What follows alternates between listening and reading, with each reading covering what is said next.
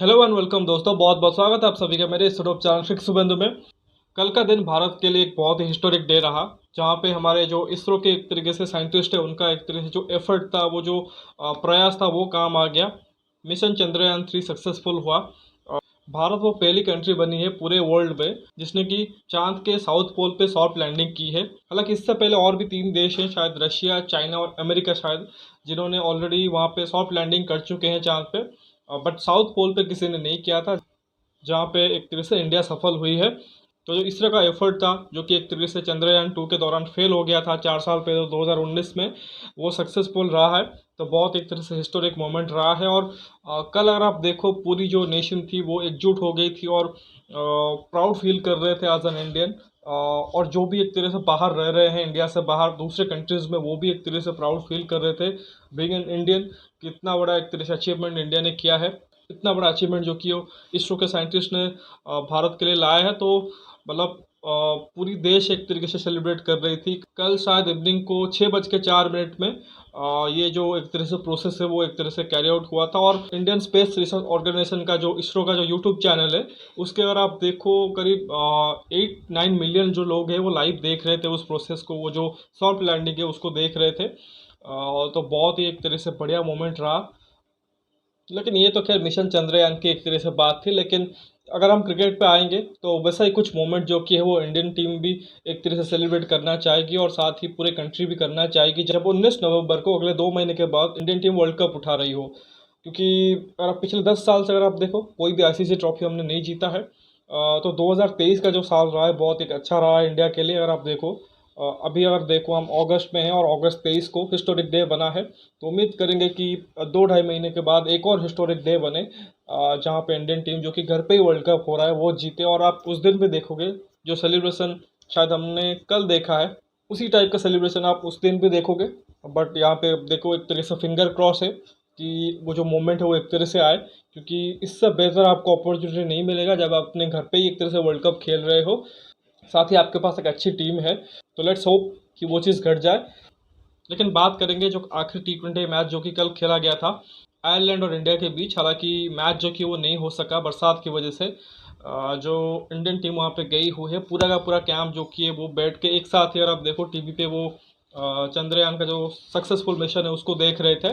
But उसके बाद उम्मीद कर रहे थे कि वो भी एक तरीके से मिशन व्हाइट वॉश कंप्लीट करे, कि आयरलैंड के खिलाफ 2 मैच जीत चुके हैं, आखिरी मैच जीत के 3-0 से एक तरीके से सीरीज जीत के आए। बट शायद रेन गॉड को वो एक तरीके से वो पसंद नहीं आया। शायद वो भी बहुत ज़्यादा एक तरह से खुश हो गए थे कि इंडिया का मिशन चंद्रयान 3 जो कि सक्सेसफुल हुआ। तो उस खुशी में वो भी एक तरह से आयरलैंड में ही बरस पड़े, डबलिन में। तो वहाँ पे देखो, बरसात की वजह से एक तरह से कंप्लीट मैच नहीं हो सका और इवन टॉस भी नहीं हुआ, और 2-0 से इंडिया ने वो सीरीज जीत लिया। और जो सीरीज भी रहा थोड़ा सा मतलब उतना आप देखोगे कि प्लेयरों के लिए उतना कुछ अपॉर्चुनिटी खास नहीं रहा, क्योंकि पहला मैच अगर आप देखो वो भी रेन अफेक्टेड गेम था, जहाँ पे इंडिया की बैटिंग उतनी आई नहीं थी। 6 ओवर 7 ओवर का ही गेम हुआ था। सेकंड मैच में हालांकि एक कंप्लीट गेम हुआ, लेकिन अगेन थर्ड गेम में जहाँ पे इंडियन टीम एक्सपेक्ट कर रही थी कि और बेहतर करेंगे, वहाँ पे कंप्लीट गेम ही नहीं हुआ। तो मतलब आई थिंक 2-3 पॉजिटिव्स आप देखोगे कि एक तो जसप्रीत बुमराह और प्रसिद्ध कृष्णा इंजरी के बाद कमबैक कर रहे हैं, और क्योंकि वो एशिया कप के स्क्वाड में है, वर्ल्ड कप के सिलेक्शन में एक तरह से रहेंगे, तो उनका एक तरह से फिटनेस देखना था, मैच फिटनेस। तो इंडिया की बॉलिंग दोनों ही मैचेस में हुई है और वहाँ पे दोनों ने अच्छी गेंदबाजी की है, तो वो एक तरह से बेहतर चीज़ देखने को मिली। इसके अलावा रिंकू सिंह का डेब्यूट हुआ, और उन्होंने बहुत अच्छा किया एज अ फिनिशर। जो उनको एक मैच मिला उसने उसमें अपनी एक तरह से जो रोल है, अपनी जो एक तरह से क्वालिटी वो दिखाई। ऋतुराज का एक इनिंग्स आया, संजू सैमसन का एक इनिंग्स आया। तो इसी तरीके से यार आप देखो, ये जो सीरीज है वो चला है। बाकी उस हिसाब से आप नहीं बोलोगे कि उतना कुछ आपको पॉजिटिव मिला है। रवि बिश्नोई आज यूजल उन्होंने अपनी परफॉर्मेंस दी है। मतलब वो सरप्राइज है कि इंडियन T20 टीम में अभी एक तरह से वो रेगुलर फीचर नहीं करते हैं, बट वो आपके एक तरह से प्रीमियर खिलाड़ी रहेंगे आने वाले टाइम में। और बाकी अर्शदीप सिंह ने भी ठीक ठाक ही किया। और बाकी शायद उतना कुछ खास अपॉर्चुनिटी किसी को नहीं मिला है। लेकिन ये है कि जो T20 का एक तरह से चल रहा था, जो लगातार हम 8 मैचेस खेले, वेस्ट इंडीज़ के खिलाफ 5, फिर आयरलैंड में 3, उसके बाद अब कंप्लीटली ओडीआई की बारी है। एशिया कप 2023 जो अगले हफ्ते से स्टार्ट हो रहा है। फिर आप एक सीरीज़ ऑस्ट्रेलिया के खिलाफ घर पे ही खेलोगे। फिर आपको 2 प्रैक्टिस मैचेस मिलेंगे, इंग्लैंड और नीदरलैंड्स के खिलाफ आई गेस। और फिर आपको आई थिंक 9 मैचेस मिलेंगे वर्ल्ड कप के दौरान। तो अगर आप देखो, पूरा का पूरा आपका ओडीआई जो कि वो पैक हो चुका है। जिसमें आप एक मेजर वर्ल्ड कप खेलोगे और एक एशिया कप भी खेलोगे। इन दोनों के बीच में एक एशियन गेम्स जो कि वो भी एक बड़ा इवेंट होगा, जहाँ पे आपके ऑलरेडी आपको पता है कि ऋतुराज कप्तान होंगे, वो टीम भी अनाउंस हो गई है। आई थिंक इस टीम से जो अभी आयरलैंड में खेल रही है 12 खिलाड़ी वहाँ पे फीचर कर रहे हैं। हालांकि अभी 11 हो गए हैं, क्योंकि तिलक वर्मा जो कि एशिया कप के स्क्वाड में आ चुके हैं। हालांकि वो तभी मिस कर सकते हैं एशियन गेम्स जब वो वर्ल्ड कप में सिलेक्ट होंगे, लेकिन बाकी जो खिलाड़ी रहेंगे वो एशियन गेम्स का हिस्सा रहेंगे। और भी आई थिंक 8-10 नाम जो कि आप एशियन गेम्स में नहीं पाओगे, जो कि इंडियन टीम के लिए ऑलरेडी खेल चुके हैं। तो इस तरह से एक तरीके से आप इंडियन क्रिकेट आगे चलेगा, जहाँ पे ऑब्वियसली देखो 3 इवेंट्स होंगे जो कि इंडियन टीम एक तरीके से नज़र रखेगी। एशिया कप, उसके बाद एशियन गेम्स और फिर फाइनल में वर्ल्ड कप। तो तीनों ट्रॉफी इंडियन टीम जो कि वो जीतना चाहेगी। और जिसके लिए अगर आप देखो तो प्रोसेसेस एक तरह से स्टार्ट हो चुके हैं। जो आपका कैंप होना है, मतलब प्री डिपार्चर कैंप जो कि एशिया कप के लिए, वो बैंगलोर के ऑलर में होगा। वहाँ पे यार आप देखो खिलाड़ियों का फिटनेस टेस्ट होगा, खिलाड़ी प्रैक्टिस भी करेंगे। तो उसके लिए जो आपके कुछ खिलाड़ी हैं वहाँ पे जुड़ चुके हैं, और बाकी जो भी खिलाड़ी एक तरह से आयरलैंड से ट्रैवल करके आएंगे।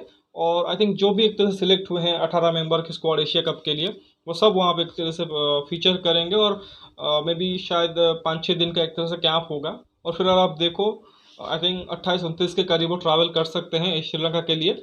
और वहाँ पे आपको पता है कि 2 तारीख से पहला मैच होना है पाकिस्तान के खिलाफ ही।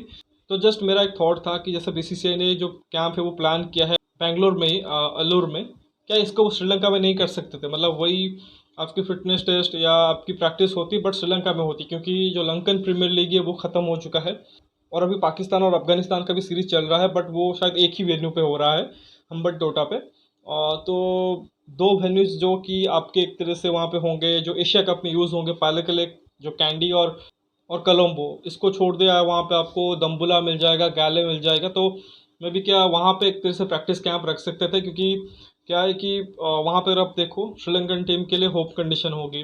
पाकिस्तान ऑलरेडी काफ़ी समय से वहाँ पे है, टेस्ट क्रिकेट खेल रहे थे। अभी लंकन प्रीमियर लीग में भी उनके काफ़ी सारे प्लेयर खेल रहे थे। अभी अफगानिस्तान के साथ सीरीज़ वहीं पे खेल रहे हैं। इवन अफगानिस्तान देखो वहाँ पे सीरीज़ खेल रही है।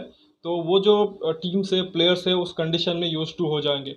बट इंडियन टीम जो कि अब देखो सिर्फ 1-2 दिन पहले ही वहाँ पे ट्रैवल करके जाएंगे, तो थोड़ा सा उन कंडीशन में यूज टू होने के लिए उनको वक्त लगेगा। हमने देखा है कि 2022 में जब हम पर्थ में एक तरीके से अपना कैंप लगाया था वर्ल्ड कप से पहले, बट उसके बावजूद देखो उसी पर्थ में उसी ग्राउंड के ऊपर हम साउथ अफ्रीका से मैच हारे, और फिर एडिलेड में आपको पता है कि 10 विकेट से मैच हारे थे और वर्ल्ड कप से बाहर हो गए थे।